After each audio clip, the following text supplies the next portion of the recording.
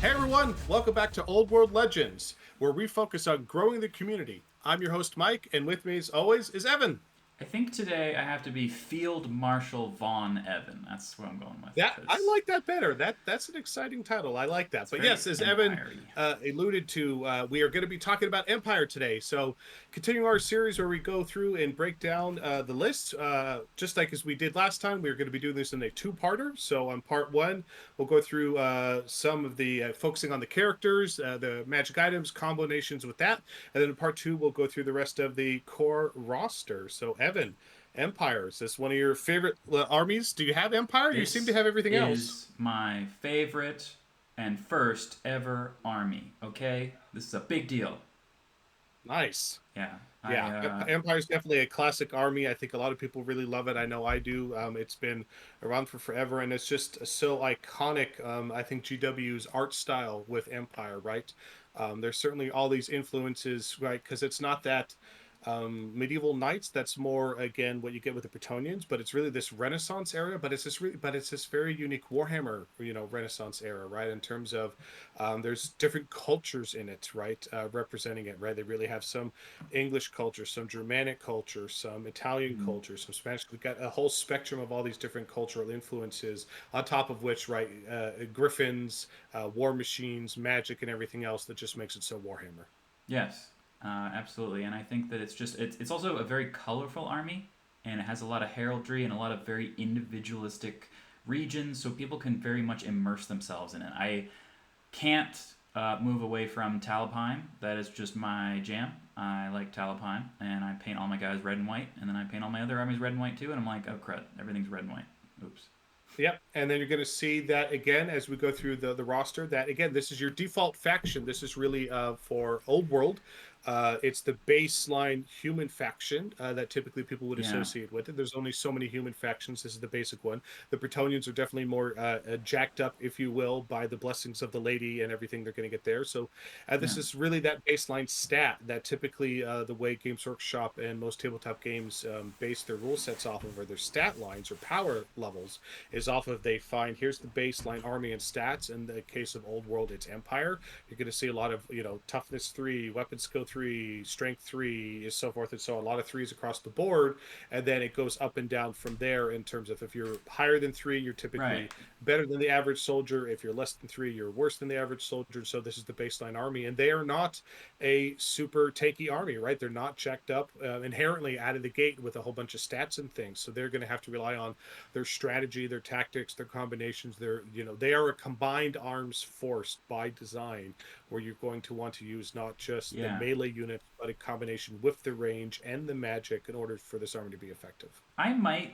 argue at some point that Empire is the most balanced army because all the other armies out there that are good because they're not balanced because they have things that are very very strong or very effective and they kind of go outside the bounds or they don't play by the rules.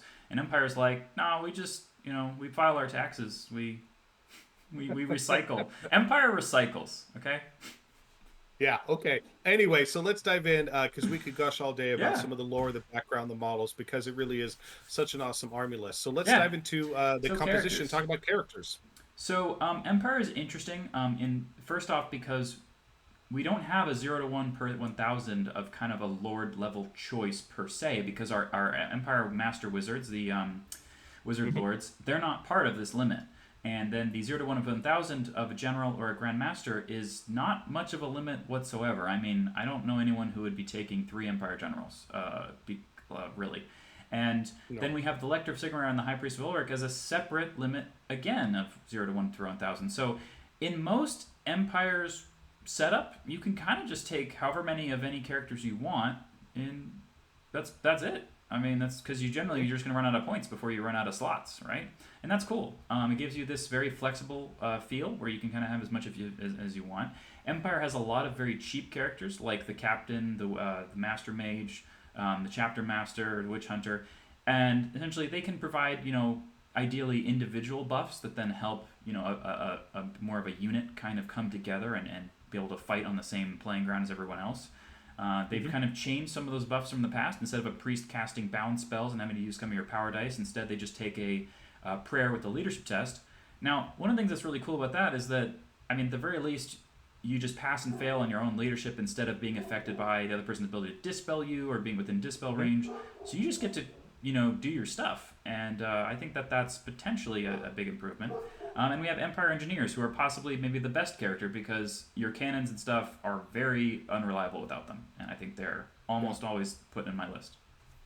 Yeah, I think to your point, you're going to see really kind of two types of characters in Empire. You're going to see characters that are meant to be more solo characters in terms of it's a wizard doing a whole bunch of powerful things on his own, or you can make a very powerful melee character, Mm-hmm. who's on a Hippogriff or something else, or in a Pegasus, and they could be very effective, but they're really meant to be solo, doing their own thing. But then they also have a lot of characters that buff other units that Yeah. just make the rest of the army work better. And not a lot of armies have that, but you're definitely going to see a lot of that with the Empire list. Yeah, and so we kind of there's no dragon here, but there is the general who can ride the very large Griffin. Forget exactly what it's called. The general and the Hippogriff. grandmaster and the captain, they can all ride the Pardon? Demigryph, so you can have that monstrous cavalry feel. That's pretty new. You couldn't have Demigryph characters in the past, so that's great.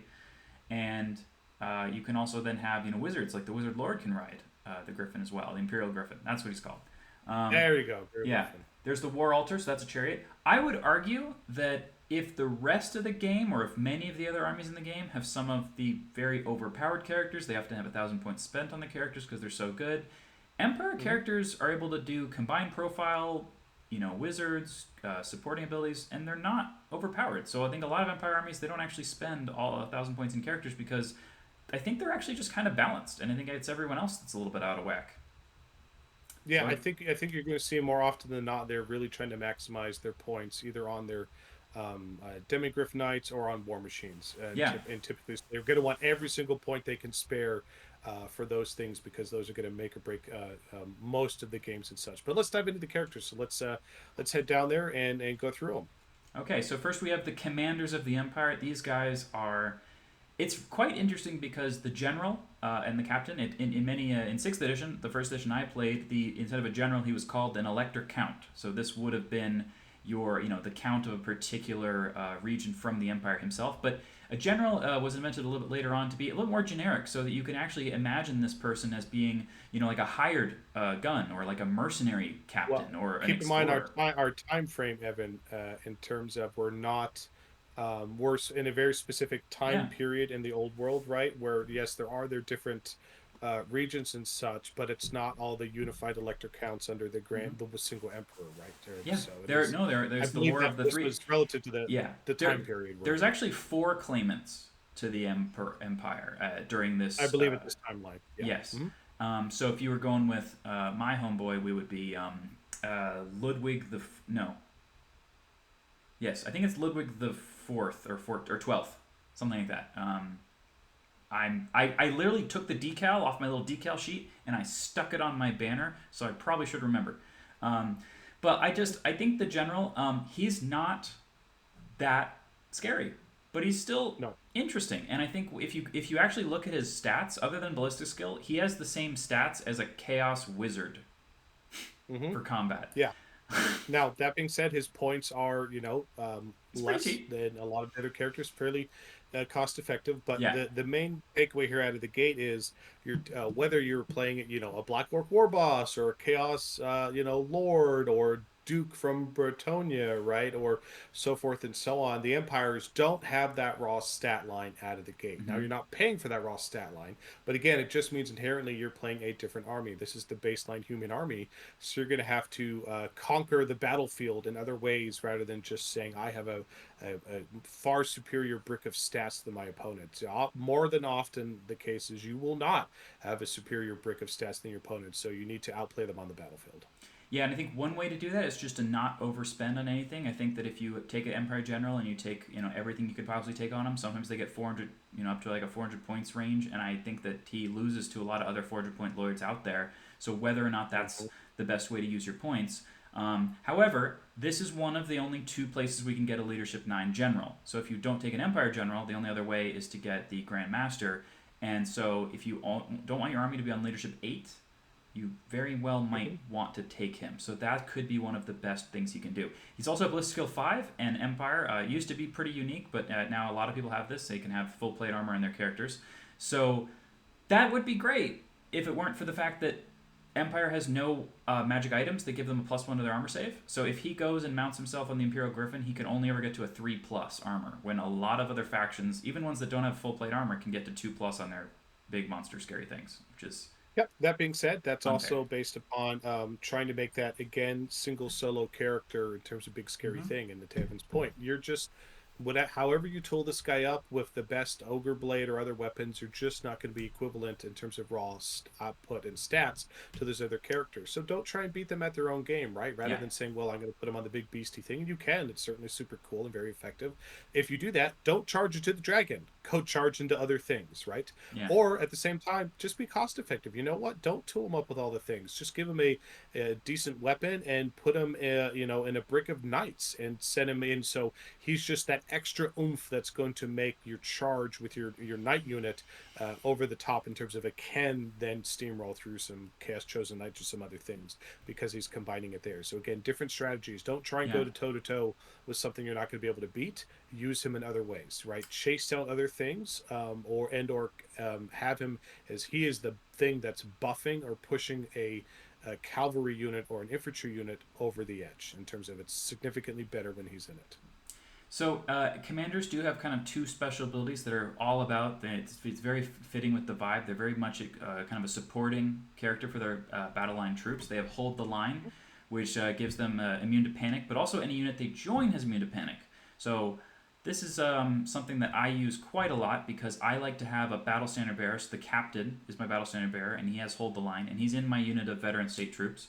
And I really like this because I can have any kind of unit I want fall back or flee through my veteran state troops, and I'm like, they're immune to panic. I don't care. They can be hit by Skulls of the Foe or a Hell Cannon or something like that, and they're like, we don't care. We're not going anywhere. And that's great. Rallying Cry is also really, really useful because you know what? As Empire, it's actually incredibly important to know when to flee and run away from stuff. And so if you can help those units, especially when you're only Leadership 9, you're not Leadership 10 like an elf, help them rally, very, very useful. And I think that's one thing to your point, Evan. I think most Empire players just don't have that same level of experience, or too often I see newer players just going straight to the gun line. Which is gun lines are fun, but the problem with that is they're all the way in the back, and so they're setting themselves up so when they do flee because they're trying to maximize their turns they're going to get by being as far away from the enemy as possible, they're going to flee right off the board, and Rally Cry is not going to work. Definitely would love to see more Empire players level up their skills, and again, take more of those whether they're fast cab units or skirmishing units or units that they do push up to mid board and then flee from with the expectation that they're going to flee from the charges and then rally them. So not only do they have room behind them, the buffer room that they need in order to rally, and also you are slowing the enemy down by having them fail charges, right? And having them fail charges on round 1, 2, or 3 and such. So again, that's something for Empire players to practice. It's not about falling back and rallying when you're at the edge of the board with your gun line. You need to slow them down with these speed bumps and these tactics while they're crossing the battlefield. Right. And Rallying Cry, if your BSB is doing Rallying Cry, so the BSB gives you reroll on your rally test. He's also then having Rallying Cry, which is like another reroll. So any unit that flees and that's trying to rally within 12 inches of your captain on foot or on horse or something, they get to roll 4 times. Their odds are very good. Things are going to work out. Not always, but most of the time they'll work out. But you have to build a strategy for this, right? If you put your general on a Griffin and you go send them off to somewhere else, go chasing something down, right? You are now losing that leadership benefit of what you're going to happen. So again, a big strategy with Empire, combined forces, help your gun line out by having things that are going to slow the enemy down. Yeah. So I think that's when we get to the items, we'll talk more about the Empire General, because for example, like the Dragon Bow works great on these guys. Against Ballistic Skill 5 is probably a little bit overlooked sometimes as some really useful thing to take advantage of. But we'll come back when we look at the items for the combos. But you can make these guys incredibly cheap. If you just have a captain on foot, full plate, shield, great weapon, he's like, what is that, like 57 points, something like that? And that's a couple of... They did my boy dirty and they took one of his attacks away. but still pretty useful. And immune to panic is Still not. pretty good. A lot of people might spend 45 points for a banner that makes a unit immune to panic or something like that, and you could just have a Hmm. guy who does it. Yeah, and the tendency again that you pointed out, Evan, is that people typically want to they see a character or general they want to give what's the maximum amount of magic items I can give him, and like whoa, hold up there, you're playing Empire. The goal is not what's the maximum I can spend on him. It's what's the least I need to spend on him to make him effective, and what is his role on the battlefield. Exactly, exactly. I think that sometimes it might even be worth not having Talisman Protection, White Cloak, Ward Safe, because instead of that, you can just buy more characters. Hmm. Absolutely. So again, it's a different way of approaching armyless construction, and also a really fun way to approach it too. Right? You're Yeah. trying to min max and make your army efficient the other way rather than doubling down on things. You're trying to spread it out so that when one thing inevitably fails, the army doesn't collapse. A good kind of rule of thumb is that any unit or character that costs under 200 points doesn't matter that much when it dies. So if you spend more than 200 points on anything, that now becomes a win condition for if I beat that, I could very likely win the whole game. So if somebody has 400 points of Chaos Warriors in a single block and they put their wizard in there, that's potentially a 300 point wizard in a 400 point unit of Chaos Warriors. If you defeat both of that, that could be the swing that turns the whole game. But if they're split up into little, if, for example, Empire, they split up into little units that are worth less than 200 each, you can kill a whole bunch of stuff and be like, wait, I only got 800 victory points? What happened? Hmm. It's confusing. Yep. So, Wizard Lords. We're continuing the story of something that's relatively simple. There's not a lot of special rules here. We don't have, like, for example, the High Elf Oh, Wizard that I've been using a lot that has reroll to cast once per turn, which is amazing, by the way. But these guys do have access to more lores than I think any other wizard in the game. I'm Having pretty access to sure they six. do. Yeah. Yeah, Six it's lores pretty is more. exciting.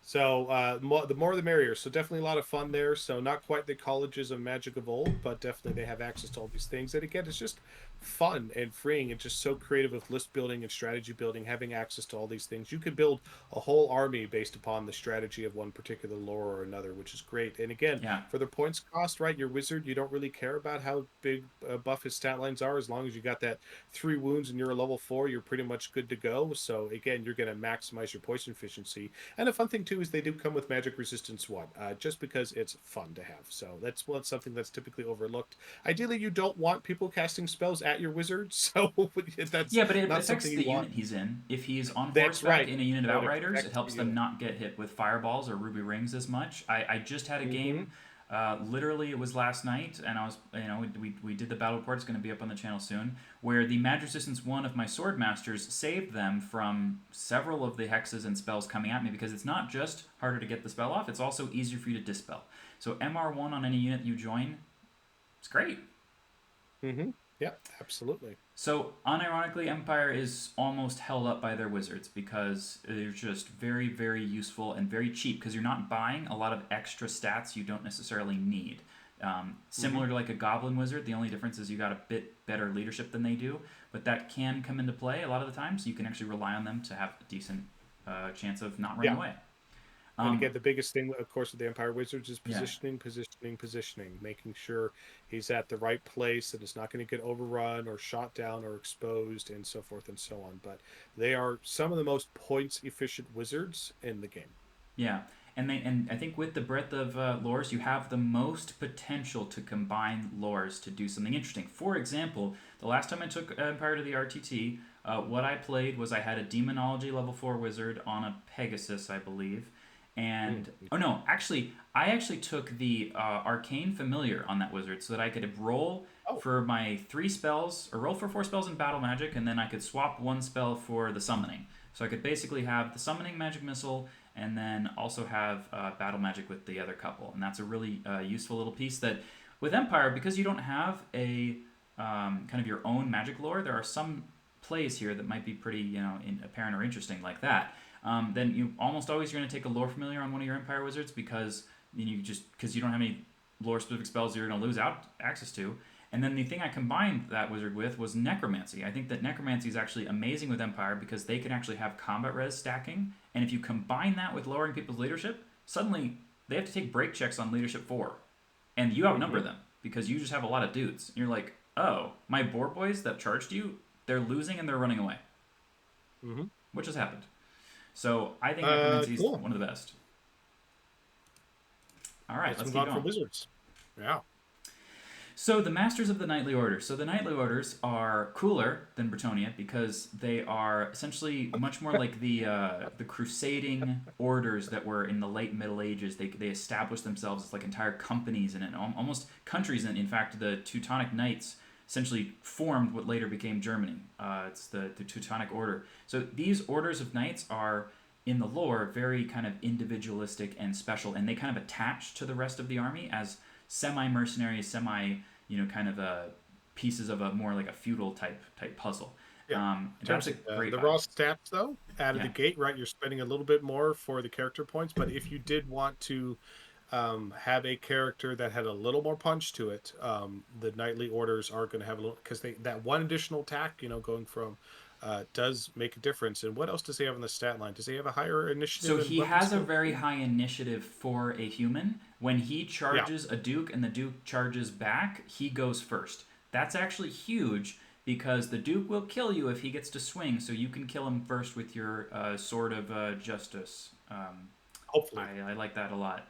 So that is a big deal. That's one pip of initiative. And I learned from playing elves quite a lot that initiative math, if you're good at math, play in high initiative armies because it's all about am I one higher? Am I one higher than you? Because that's all you need. Hmm. He is very expensive. He has, other than that initiative stat, he has the same stat line as a Bretonian Baron, but a Baron is 45 fewer points. Yep. It's wild. But I don't really get this. again, it's always hard to, it's always a slippery slope comparing armies to armies because they're not apples to apples because they are constructed different ways. But I certainly would empathize with our Empire players in terms of, hey, maybe that isn't what it needs to be. But again, I do believe that the GW team will be doing a rules or balance update in the future. We just don't know when. Right. But this is what it is right now. And like I've said earlier, I'm not making the mistake of saying, "Oh, Empire's bad. Empire needs a buff." I actually think it's the other way around. I think that there's a lot of things in the game that are just cooked. They're just too good, and I think this is actually maybe potentially fair for a character of this level of stat line because throwing extra items on him is going to actually make him into a total beast. The only thing that really holds back the Master of the Knightly Order specifically is where's my Imperial Griffin option? They don't ride those because in the lore, these are knights, and knights ride horses. And Pegasuses are kind of like a horse, and a Demigryph's kind of like a horse, and that's what they ride. So the best you can do is put them on a Demigryph, and a Demigryph only gives you one extra wound. So you have this guy who costs 300 points, and he's on 4 wounds, which is not Yeah, a lot. compared to other things. But he definitely has the more slightly better output on his rules. Yeah. And again, he's got all the special rules you're going to want, right? He still has Rallying Cry, Stubborn, Swiss Stride, Veteran, First Charge, Wound Psychology. He is loaded with special rules. Well, Master of Battle, I think this is potentially what you're supposed to be paying a lot of points for. Master of Battle means that any unit of knights he joins also gains immune to psychology.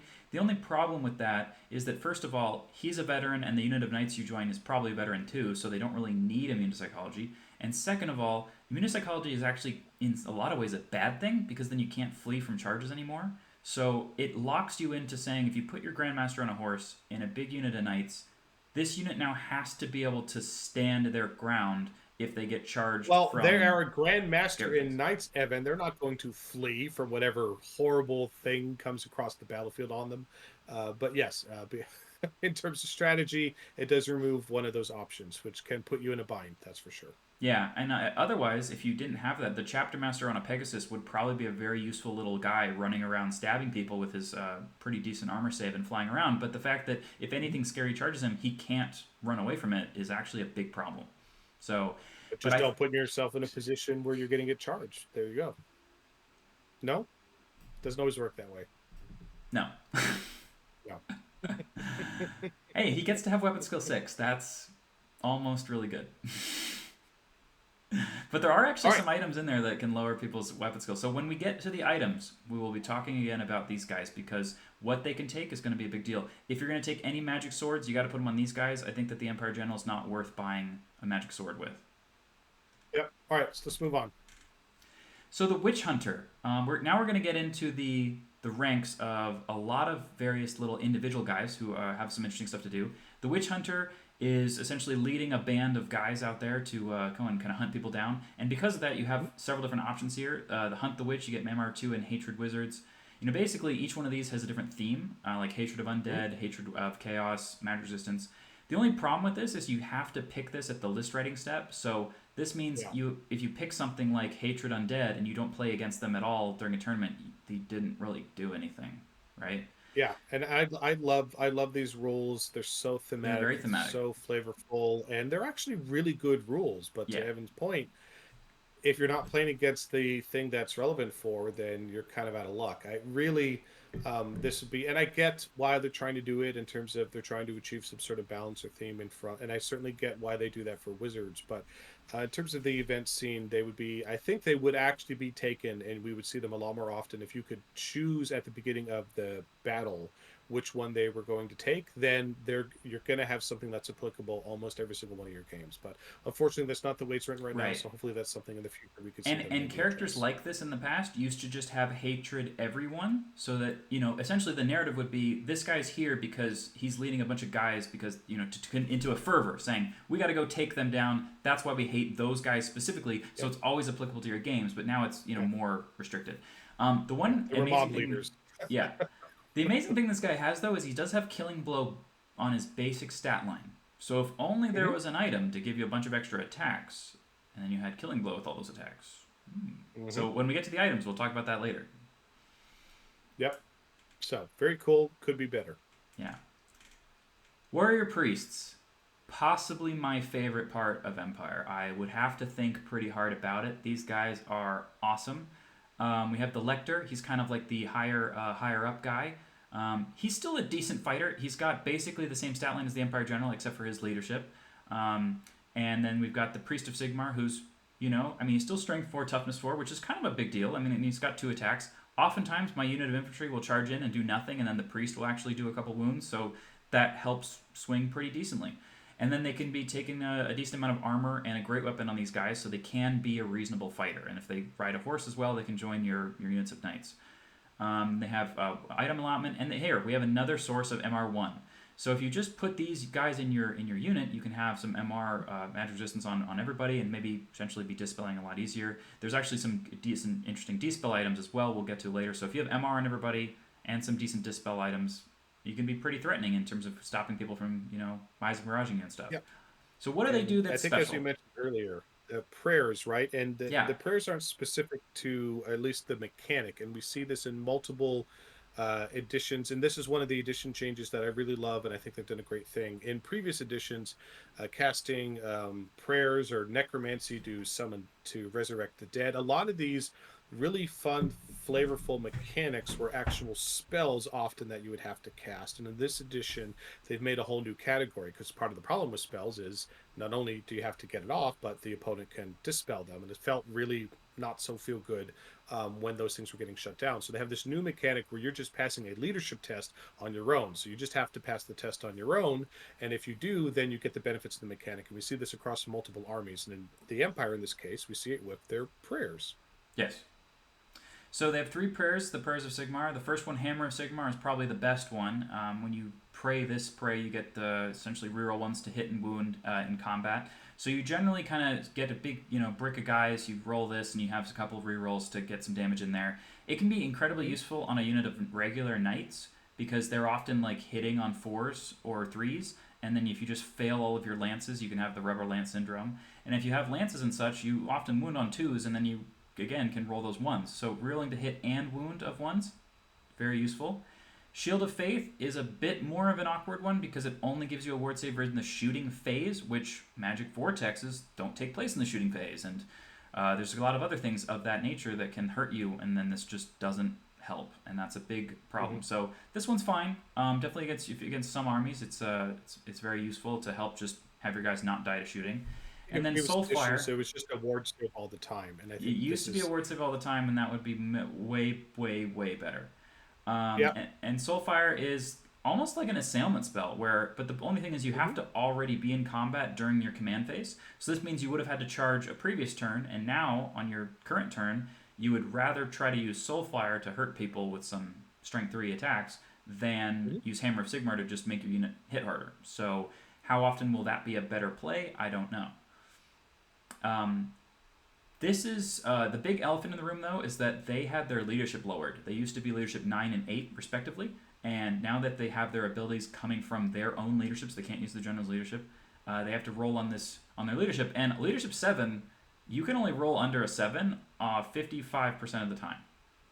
So the Mm-hmm. priest himself is very expensive for a 55% chance to actually get to do the thing you want him to do. And the big problem with competitive play here is, oh, on a specific turn, I really want it to go off, and there's no way to help jazz it on. There's no power scroll that you can buy to help you get Yeah, I think one time. that's the challenge, because at least with the vampire accounts, right, the necromancer's only leadership 8, but the necromancer, you have the vampire count BSB, and their BSB specifically lets you re-roll leadership tests. So even because trust me, I fail 8s all the time, it's not that great, and when you fail it, you can at least re-roll it, and so odds are pretty decent with a re-roll that you're going to get it off. Doesn't always happen, but again, with the priest starting at 7, he doesn't have those rerolls, so odds are not in your favor. Yeah, and it would be really, really great if we had either a 10-point item that gave you +1 leadership for priests only, so that maybe one priest could have a better shot. Or, hey, what about a 5-point item that was a one use only reroll on your prayer? Nope, that doesn't exist. Or, hey, what about you could buy veteran for a character for +20 points? Nope, that doesn't exist. There are no ways to make your prayers happen more often at all. And, Yeah. and all these things I'm referencing are things that other armies often have the access to for their similar abilities, right? So Mm-hmm. and I'm talking about this, right? I bring a priest in every Empire list I make. Because they're awesome. Yeah, and they're also really cheap. And guess what? They're also cheap enough to be another challenge character for my big block of veteran state troops to throw at the dragon. And he only has the 2 wounds to give up in the overkill. So if I Mm-hmm. have combat res +8 and he kills my warrior priest with max overkill, I'm still gonna beat him. Mm-hmm.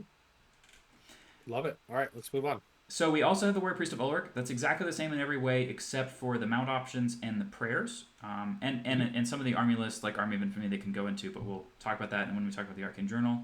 So the prayers of Ulric are different. So these ones, we first have a Battle Howl, and this gives you a D3 bonus to your charge roll, uh, but it cannot make you have a further charge declaration range, which seems like a massive, massive problem and oversight.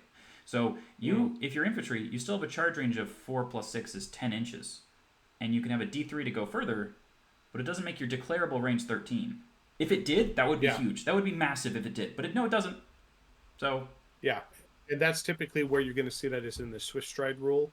Is it that actually gives you a D6, but it gives you the extra 3 inches to your maximum possible charge range declaration, which it makes a big difference here. And it's in particular for a lot of these Empire units that are not flying or super fast. If you're right in the basic cavalry movement 7 or infantry movement 4, 3 extra inches to your declarable range makes a huge difference, and it could have a much greater effect. So it's disappointing that didn't quite get it. Again, still good to have. It definitely makes your charges more reliable, but it would have been a lot stronger if they had added that little extra. however, it's still one of the most useful ones because you often charge people who will flee from your charge. And if you're infantry, that means you just don't get to catch them. They will just get away. So, Mm-hmm. extra charge range makes people think twice because now you can actually roll a 13 even if you can only declare a 10. And that will make them, if they flee and they roll like a 2 on their flee, because that happens, then they might actually get caught. So we also have Winter's Chill. This is the one I end up casting most of the time. It basically gives you Mark of Nurgle, so anyone trying to hit you in combat phase has to reroll hits of 6. This is much more useful than the 5-up ward versus shooting in my mind, because normally I'm casting this on units of like Empire Knights, or on basically on my unit of veteran state troops that are weapon skill 4. And if I'm weapon skill 4, that's essentially average for a decent combat unit in this game. So Dragon Ogres, for example, or Chaos Marauders, or something like that, they're very often weapon skill 4, which means if you're weapon skill 4, you have to get hit on a 4 plus. And if you can make people reroll 6s, now it's almost like being hit on a 5 plus. If you combine this with Glittering Robe, people just bounce off your toughness 3 Empire guys. So Mm-hmm. it takes a lot to get that to happen because you have to have a wizard sitting in the front rank casting Glittering Robe. and you have to also have the priest, and he has to also they have to both get both of their things off at the same time. But if you do, people go into the Empire veteran state troops and they just don't hurt any of them. Mm-hmm. So that's great.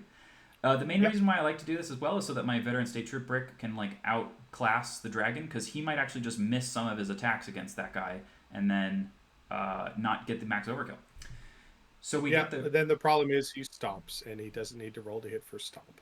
Yeah, so it's kind of a long bomb to see whether he also rolls a 1 on that stomp. Mm-hmm. Yeah, I think that's the big thing where a lot of the games, again, the minus to hit is still super, super powerful.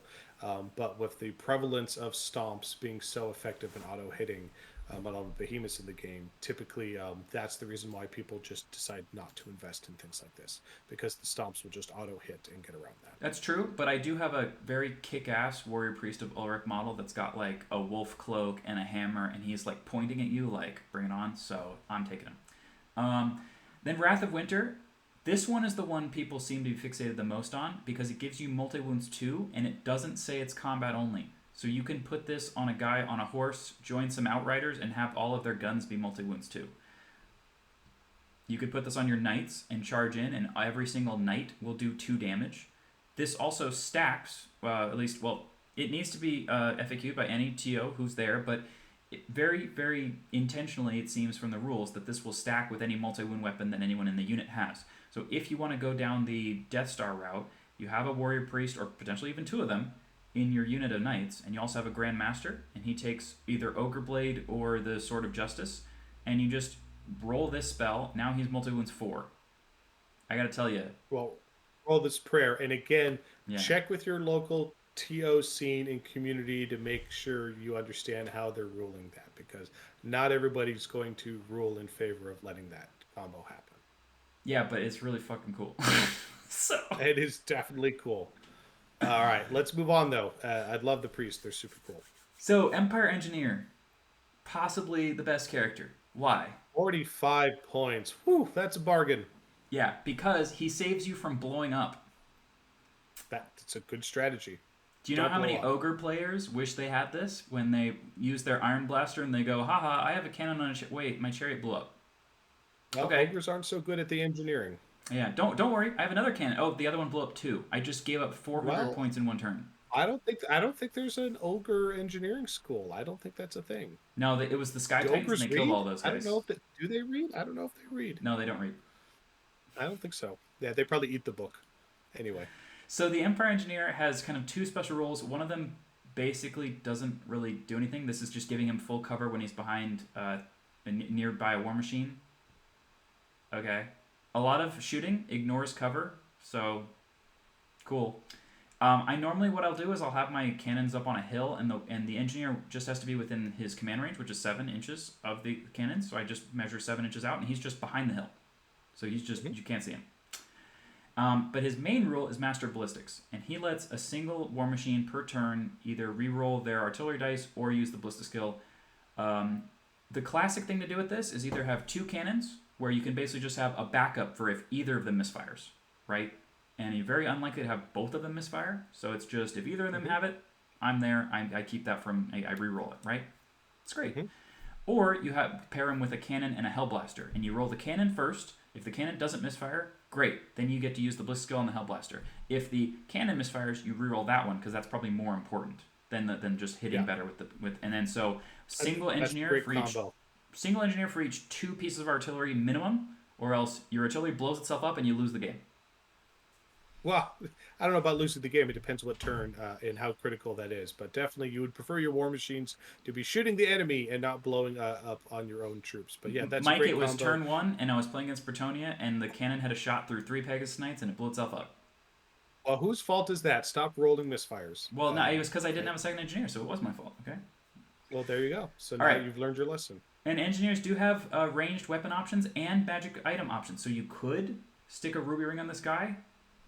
Ew. You could, and again, as always with Empire, I question you can, but should you? Should you? Have to ask yourself and then you can make the mistake I always do and buy him a 10-point grenade launching blunderbuss, even though he's only at Bliss skill 4, and you just constantly try to hit somebody with it, and you never can.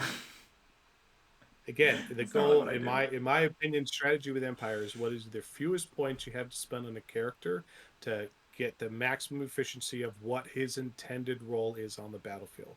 And the engineer's intended role are to make sure that your war machines, which are your most powerful thing in the army, are doing their thing effectively. Yes. So we're going to talk about mounts. So we have the two horses, the barded warhorse and the regular one. The big difference here is that the barded warhorse has the counter charge and the barding, so it's basically you want to join knights, you take that one. Then the Empire Mhm. warhorse does not have counter charge, and so you know what's really annoying? If you put your wizard on a horse and you join your knights, the whole unit cannot counter charge anymore. Womp womp womp. That's He's a wizard. Wizards don't awful. countercharge. It's so if you got in your head, oh, I know, I'll take a demonology wizard. All right, I'm gonna get lore familiar, so I make sure I have demonic vessel, and I'm gonna stick them in there with a bunch of empire knights, and I'll run up the middle of the table. And if anyone tries to fight me, I'll just counter. Nope, you can't. No counter charge. So that Well, just sucks. charge the enemy first, then you don't need countercharge. Problem solved. Yeah, well, half your games are against Bretonians, so good luck with that. Yeah, well, they are fast. There's no doubt about that. Anyway, So we can have Pegasus. a I yeah. love the Pegasus. So the Pegasus is a great little tech piece. He doesn't come with barding, so even though you can have full plate and shield, you can't get to a 2+ armor save with him. If you could, that would probably be too good and busted. But anyway, it's very, very useful as a wizard mount because you can hide near your little units of knights and you can cast and you can fly around to exactly where you need to be because when you're playing Empire, you have to lean very heavily on magic missiles. Okay? Magic missile. Do you need 2 magic missiles per 1,000 points? Is roughly what I'm Well, suggesting. I don't know if you need that, but definitely it's the combined arms force. And again, the Empire is going to excel when it has melee, when it has magic, when it has guns. Right, when you Right. have the combined forms, that's very very helpful. And wizards on Pegasus are definitely great for that mobility. But again, also I'd encourage you to explore with Empire characters as well. While you don't, it's not about necessarily putting them on the biggest baddest thing and rushing into a Chaos Dragon. It's not going to work out the way you want it to. But again, having a cost-effective Empire melee character on a Pegasus, having that mobility, having that 360 skirmish line of sight, being able to chase down those chaff units, those light cavalry, those skirmishers, war machines, putting threat and pressure on them and board control can Yeah. make a huge difference in giving you just that one more turn to shoot the enemy with your magic missiles and war machines, and that can make all the difference of whether you win or lose the game. So we can also put the general or captain on a demigryph. So this is interesting. So I very often will put my captain BSB on a demigryph and stick him in my unit of veteran state troops, take the war banner and stuff, and then I Mhm. realized I bought a 190 point Empire character with 2 attacks. Ooh, I that's was a lot of like, why did points I do that? because you got excited. So the demigryph does do more damage than his rider, so he does have like the 3 strength 5 attack, which is cool. Oh, And it's a great mount. It's a yeah, very legitimate mount. Absolutely. and it does have barding, so you do get the 2+ armor save, and it does have counter charge, which is amazing. But you know what it doesn't have? It doesn't have stomps. It doesn't have impact hits. So it's not it is not an ogre. It is not a dragon ogre. It is not any of those other things. It is it's a little bit weird. Honestly, if it had impact hit 1, I would actually play them. But a lot of times I don't bring them because you can very easily just bounce off stuff with these guys. Yeah, but they are still very good, and you definitely see a lot of Empire lists that do have demigryphs as a core, or certainly their hammer list, and they Yeah. do definitely. If you bring them in big bricks of 4 or 5 of them, they are very durable, relatively speaking, and they can last on the bat. They can also be an anvil as much as they can be a hammer and such. So They also definitely a can't lot of. wheel to save their lives. Well, they are a very large base size unit and such. So again, you have to be very careful about them. But we're talking about the unit itself on the next part 2 when Well, we but get it to is that point. important though, Mike, because you can't join a unit of demigryphs unless if you're riding one yourself. That's the only way to have a monstrous character, right? So this is A very good point. your character choice. If you have a unit of demigryphs, you want to put somebody in there, they got to be riding one too. Yep. So then we have what I love here. I like these a lot. The Griffin and the Imperial Griffin. Mhm. The Griffin is basically the exact same thing you would see from the High Elf Griffin, stuff like that. But very uniquely, the Imperial Griffin is bigger and has Oh more yeah. extra wounds, more attacks. You can buy it 2 heads. And it is a behemoth, so the stomp attacks on the Imperial Griffin do actually have the AP2, which is great. It doesn't have D6, but it does have a decent amount of output, and it makes an Empire General roughly the equivalent of kind of like a Baron on a Hippogriff, because the Imperial Griffin is better than the Hippogriff, but the Rider is better than the General. So he's very similar to that level weight class. It's just that that's the biggest you get. You don't have the Dragon. So Empire, unironically, are a great army at like 1,000 points because they have a lot of very cost-effective, good choices. And then it's just when we get to the 2,000 that people can take the best things in the game and they are a little bit more struggling. And that's where you have to be a better player. Yeah. The regular Griffin is kind of sad. I think the only real reason to bring him is that you want to have the captain on him and have an 18-inch range BSB, which is great, but it's probably overkill. I don't know if you need that. Yeah, and again, it's that points again, and do you really need that range, and how many things are you really trying to affect with that banner and such, and really, you really want to use that banner. It's really important that he affects one or two things, in which case then you just keep him close. You don't need that range, and so you were just, again, you weren't maximizing your points efficiency, and that is very important with Empire. And yeah, Imperial Griffins, again, to our earlier point, you can still make very punchy characters. Imperial Griffins can absolutely punch really, really hard, especially with a tulip character on top. But again, it is them. They're more of the lightweight side of that behemoth class in terms of the overall weight class that they're going to bring to the game and Right. such, right? They're still not going to be able to take on that Chaos Lord of the Dragon, but very few things in the game can and such. So just be aware of what you're building and what your strategies are. And there are still plenty of things that Empire Captain on Imperial Griffin is going to beat the snot out of in combat in the game. And they're still very cool to take, and the model is just Yeah. super badass. And to be fair, you can bring Imperial Griffin, General and Imperial Griffin, you can bring that to friendly, casual games. It is not so overpowering that it kills the entire enemy's army by itself in the way that, like, for example, a Star Dragon Prince very often does. You can play this, for example, I often play, more casual games with one of my friends, and I'll just take General, Imperial Griffin, Runefang. That is a fun, thematic choice that is not that great, but it's cool, so do it. All right, so wizards. So the wizards can take essentially the warhorse, and you can see here we do not have a barded warhorse. That's not an option. So there's no countercharging wizards here, and they can ride a Pegasus. Oh, and look, the witch hunter. He can't ride a barded warhorse either. So if you try to stick the witch hunter in any kind of knight unit, they're also not countercharging. Yep. Yeah, yuck. Countercharge is one of the best rules that the Empire has, so losing it is a big deal. But they can ride Pegasi, which is great. Especially because there's a new in the Arcane Journal, there's an item to give you full plate. I think a Witch Hunter on a Pegasus is unironically a good choice. I think that could very well be a good thing we can see people playing. If I had something that looked like that, I might try to proxy it. And then the Wizard Lord himself can ride Imperial Griffin. That's probably just because there's a model for that. It used to be the Lore of Beasts wizard was kind of riding that, and he had kind of like the eagle claw staff, and he's riding it. It's great. Cool. But yeah, you can just have any of those 6 lores. You can have a Necromancer Wizard riding Griffin if you want. But normally people only do this when they want Illusion because they're going to try to take some magic weapon, try to cast Special Doppelganger, fail to cast it, and then get spotted like a bug and be like, why did I do this? Yep, Spectral Doppelganger is definitely a trap. It's super fun when it works, but you play enough games, it's going to not work more often than it does work. So Yeah, in I my mind, encourage you to look for other strategies than that. every single time you want to cast it, you have to have bought a Power Scroll 2, which means if you bought a Lore Familiar and a Power Scroll, you now don't have enough points for your sword you wanted. So, Yep. So the Grand Master can ride the Barded Warhorse, the Pegasus, or the Demigryph. So on the Warhorse and the Demigryph, you get the Barding, so you can get up to that nice 2+ armor save. That's great. I mean, if every Empire character you have, other than the Wizard, has a 2+ armor save, I mean, you could have worse things. And then if you do ride around on a Pegasus, you don't have the 2+ armor save, but otherwise you're a very mobile, very fighty character. But again, immune to psychology makes this a little scary for me because I like to flee from stuff. You can't do that.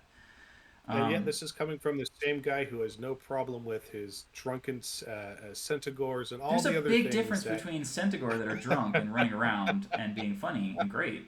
I'm just saying you're a little selective on what you're willing to take risks on and what you're not. Well, okay, because when you have centaur, you can risk that you don't roll the bad result. When you have immune to psychology, you just can't flee at all. Like you just have no. So you took an option I had and you took it away entirely. It was something like centaur. As long as there's a chance, as there's a chance, you're on board. Yeah, no, completely, and that's why I take things like the Centaurs or the Sigmar priests because I'm a gambler. I will totally take something and just see if I can roll it because guess what? You can. Last time I played a game yesterday, and the 10 high elf longbowmen got 2 wounds off a bloodthirster. That is crazy. in one turn of shooting. I mean, you roll enough sixes, anything could happen. All right, So so let's move on. so we got the Lictor and the Priest of Sigmar. They can basically ride the two different kinds of horses or be on foot. Or the Priest of Sigmar specifically can ride the War Altar of Sigmar. War Altar of Sigmar, another thing that could potentially have a big bubble of +1 to your to your prayer, but doesn't. Mhm. Yeah, I think It that would was be a missed great if it opportunity. did, because then it would say, hey, all of those priests, I have the whole army. They've got flagellants. I got a bunch of priests, right? And they're all rolling with prayers, and they have a big bubble. They're all getting +1. Nope, that's not a thing. Yeah, well, Oh well. maybe in a future Arcane Journal. You Maybe never in a know. future errata update, Mike. No, let's not. Let's finish this. Okay, horse stat line. Boring. Yep, horses. Let's move on. We know what horses are. Pegasus stat line, slightly less boring. You get an extra Yep, wound. again, That's great. you get the extra wound, but again, it's really about that mobility, that flying, and that you're also Yeah. ideally skirmishing with it as well. So very powerful there. Again, getting your wizard or general into right positions, focusing on the right things. Very effective And you mount. still get counter charge. So your wizard, if they have assailants or a decent weapon, you can be flying around, and if you get charged by 3 war dogs, you can be like, I counter charge you. And then I get to strike before you, maybe. Great. Maybe. Yep. Demigryphs, and the best thing about them is, again, counter charge. Love it. And you know what's funny? If you're running around solo, you still have first charge. So even if you just send a Demigryph character in by themselves into a bunch of goblins, first charge still mattered.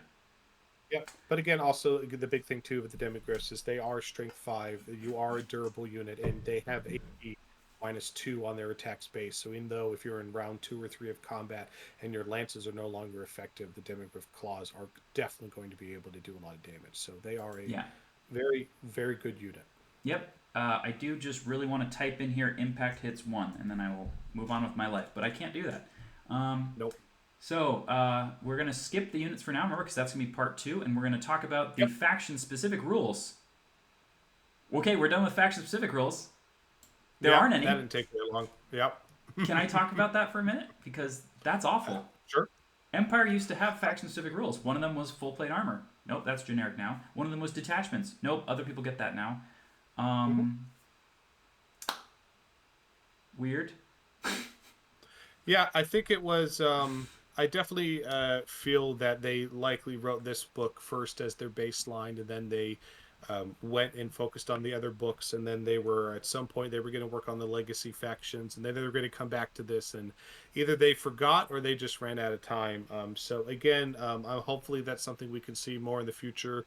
But quite frankly, it will probably be edition 2 before we see that come back. But again, keep in mind, edition 1 here, this was a beta test, right? And luckily, Old World is very popular, way more popular than they ever thought it was going to be, and we have a very bright future. So I'm Yeah. excited for what Empire will get in the future. But yes, it's certainly a missed opportunity, and I'm eager for those to come back, and hopefully we can get more of those state faction army specific rules in the future as well. Right, and I don't think you necessarily need the army specific rules because we have a lot of unit specific rules. A good example of that, like we just passed one, the Hellstorm rocket battery. It's got a whole page of how the hell this thing shoots and doesn't hurt anybody. I played one recently. Mhm. It killed 7 goblins and 4 orcs in a game, and I was playing against a guy who brought 60 orcs and 40 goblins, and I got a couple. So Yep. Anyway, so we're going to talk now let's about move the on character to builds. magic items. Yeah, Yes. and so character builds pretty much come from magic items because we don't have high elven honors or anything like that. We don't have chaos gifts or beast mutations. We have 100 points to spend on stuff. So Mike, Yeah, so we're not going to read all the magic items. We're just going to talk about the ones that stand out to us. so you know what stands out to me? The fact that a Runefang is 100 points. Yeah, well, that's pretty. I mean, I believe it was that much before. It was always really, really expensive, but in previous editions, it was the best sword in the game. I don't think it no longer holds that mantle, does it? So the strikes first is great. I think that's Yeah. amazing. I think that's I don't know if that was there in many. It used to be any hit wounds automatically, no armor save. That's what it used to do. Now it's only Mhm. AP2, and guess what? When you swing against people who have 2+ armor saves, that just means you just bounce off.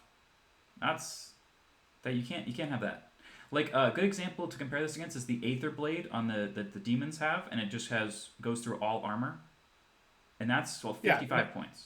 So I mean, it still does, right? A 2+ always means it's going to wound, so that's still fairly effective. You're still going to wound the vast majority of the time, so it doesn't matter if that thing you're hitting is, a toughness 6 dragon or a toughness 10 dwarf lord or whatever. So that's still great, even though it's not automatic wound. 2+ is not too shabby, but yes, I think where it falls down is right. It's still only doing a single pip of damage. And you're an Empire character, so you only have so many attacks, right? It's 3 or 4 that you're going to max, because this will max out your magic point allotment, so you don't have other ways to buff your attacks because you're already right, maxed out on points. and when you And buy so, this, you now don't have any protection for this very expensive model right, now. all offense, no defense, and so and strike first is great, but again, single damage is that 2 AP. Again, the things you want to use this against will have often an armor save of 2+, and getting them to a 4+, that means half of what will go through. So even if you have to hit still, right? So first you have to hit, then you have to wound. Okay, let's say all your wounds go through, because the 2+ is pretty good, but then they have a 50-50 chance. The point is, you're just not going to. It doesn't matter that you're going first. You're not going to kill the other spooky, scary thing on the other side, and they're going to whack back, and you don't have any magic items to protect you on the clap back. So ultimately, it's not a winning combo, which is why we don't see this taken on the battlefield. Yeah, this thing could have AP4 and multi wounds D3 and still possibly not get taken for 100 points. I don't know. That would be pretty spicy, but it doesn't have that, so we don't need to speculate. Mace of Hellstrom caused a lot of consternation when the game first came out because it was Oh like, boy, ooh, did it ever! well, I'm going to cast Spectre's Doppelganger and hit you with 12 hits that are multi-wound D6 each. And then they were like, no, you're not allowed to do that. And I was one of the people who was yelling at people saying, of course you're not supposed to do that. And they were like, no, rules is written, blah, blah, blah, blah, blah. And it's like, yeah, rules as written is like meat. When it's raw, Well, you don't eat it. Okay? It makes you sick. again, and different communities play in different ways, and that's totally fine. And a lot of players, not a few, a lot of players do like to play rules as written, and that's fine, and that's totally acceptable. Different communities, like our Old World Legends community, we are rules as intended, and different communities like different things, and that's fine. But yes, there is certainly rules as written, and then there are things like this that were very, very broken. It was an oversight, and luckily GW did FAQ it and correct that fairly rapidly. This is one of the things they did address, so that was good. So I will say, I actually think that this is playable on the Archlector, who specifically is riding the big Pope Chariot, because you got a lot of wounds, you got a lot of decent defense already, and if you only have 3 attacks, so sacrificing all 3 that are maybe with a great weapon to make 1 attack that could actually just smack a greater demon of chaos back to hell sounds fun. I did Yeah, that well, it's once. going back to that. You're a gambler, and when it works, it's amazing. But you are gambling with that for sure. And remember, that priest can give himself reroll ones to hit and wound. So if he does Hmm. that to himself, he can maybe be hitting on a 4+ rerolling 1. So as long as he hits, then he could be ruling on a 2+ rerolling that 1 to wound, and then no armor save. So Yeah, there's then a you just roll that chance. 1 on the d6 multiple wounds, you roll 1. And it happens all the time. Anyway, it is exciting though. If you're a gambler, fun item to take.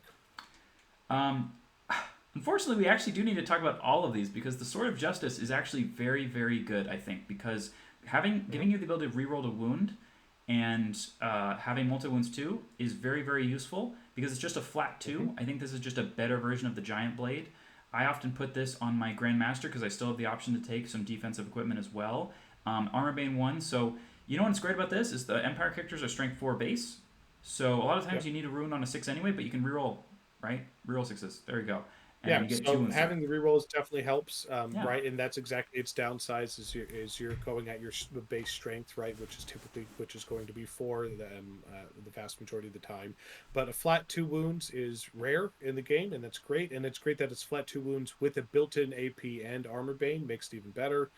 because often when you see the common magic items or the magic items, if it does multiple wounds, it doesn't have AP, and it's like, well, if I have no AP, it's kind of a useless weapon. So it is actually a great combo for 50 points, but it does give you that rerolls to wound, which greatly increases the odds of that going through. So again, its one downside is you're still typically going to be swinging at strength 4, but again, it has a lot of stuff going forward, and at 50 points, you still have half your point allocation to spend on other things.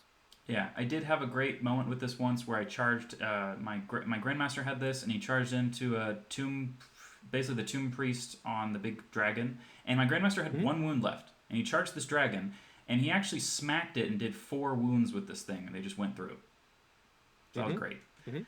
And then finally the dragon bow, which is potentially one of the best shooting. It's the most commonly seen shooting item in the game because you have a very cheap item that's strength 25 682. point to steal. It's basically just a bolt thrower, but the most important part about this is the ballistic skill of the guys who buy it are ballistic skill 5.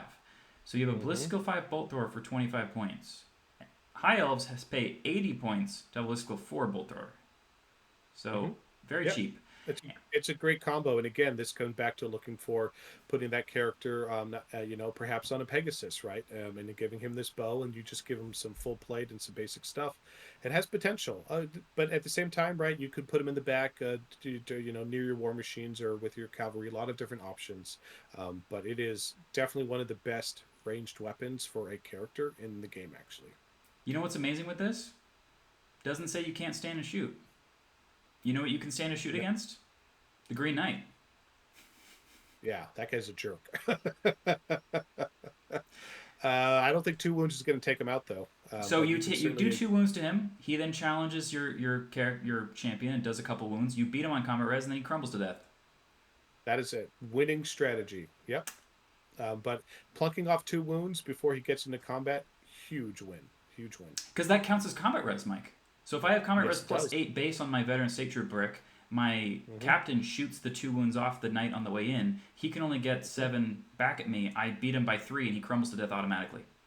Yeah, it makes a huge difference if you can plunk off those couple wounds. Absolutely. Okay, we don't see the magic armor very much because almost every faction out there has some kind of armor that makes you immune to killing blow, and there's just not a meta around taking killing blow at all right now. I actually think there potentially should be, especially when there's a lot of Bretonians out there. I think that just getting that one lucky wound through where they don't have their triple save against it, it's great. Yeah, but again, I think the biggest difference in this edition is that people are having to choose almost every armor. Do you take Killing Blow versus the man-sized things, or you take the monster slaying Killing Blow, right? Because it's rare to get both, and so everyone right now is going to be more afraid of. Despite Pegasus Knights definitely being a real threat, people are more afraid of the dragons and the behemoths, so they're definitely taking the monster killing blow versus the infantry killing blow. Therefore, this just doesn't come into play that often in the current meta. We'll see what the future brings us. All right, so the Armor of Tarnus is the first of a couple different ward save items. So potentially, and this is something that some armies, like for example Beastmen, have a massive problem with, is they can't buy more than just Talisman of Protection for ward saves on their characters. But Empire has Mm-hmm. 2 extra ones here, so that means they can have 3 characters with ward saves. However, Empire Mm-hmm. is potentially the faction in the game that leads this the least, because their characters are very cheap, and you potentially don't even want to spend the points to try to make them not die. So it does get you a ward save on a wizard and some light armor, which doesn't really matter. I often take this on my little guy riding around on a Pegasus, and then I either don't take any damage at all, or I get fireballed to death anyway, and it didn't save me. So, Yep. mm, Again, with Empire, ask yourself: do you want this or do you need it? Those are yeah. two very different questions. So everyone takes the white cloak.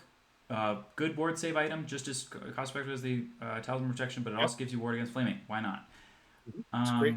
Yeah, and then just so the banner. So Imperial banner, too expensive.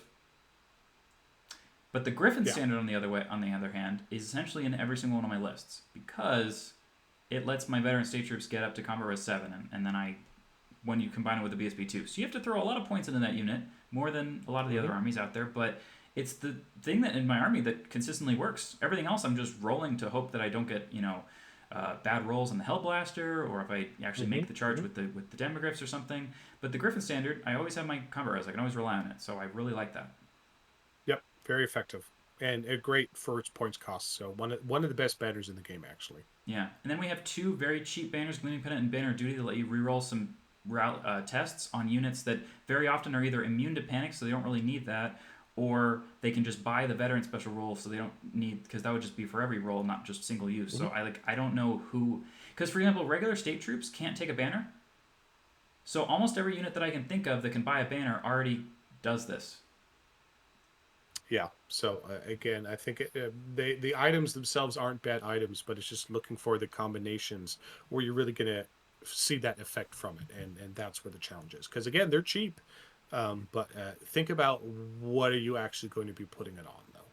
I think the main one for Gleaming Pennant would be on a unit of Demigryph Knights, because whenever they fail like a fear test or something, I'm just like, oh my god, this is awful. Mm-hmm. And again, 15 points, right? That one terror test or fear test or something else might make all the difference in the world of that unit being crippled or actually saving the day. Yeah.